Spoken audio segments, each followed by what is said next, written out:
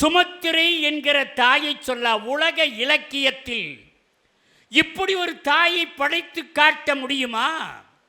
தன் பிள்ளை, நீங்க ராமாயண வரலாறு என்பது பெற்றவள் ஒருவள் வளர்த்தவள் இன்னொருவள் என்ற பெருமைக்கு உரிய காப்பியம் ராமனுடைய கம்பர் காப்பியம்.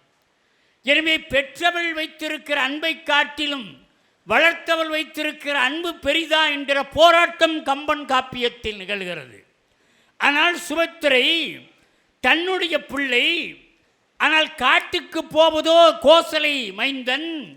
ஆனால் விடைபெறுவதற்காக அந்த சுமத்திரை கோயில் புக்கான் என்று உள்ளே வருகிற பொழுது சுமத்திரைக்காக அந்த கம்பன் தருகிற பாட்டு இருக்கிறதே, உலக இலக்கியத்தில் இப்படி ஒரு சொல்லை ஒரு தாயின் வாயிலிருந்து கொண்டு வர முடியுமா என்ற ஆச்சரியத்தை நம்மேலே திணிக்கிறார்.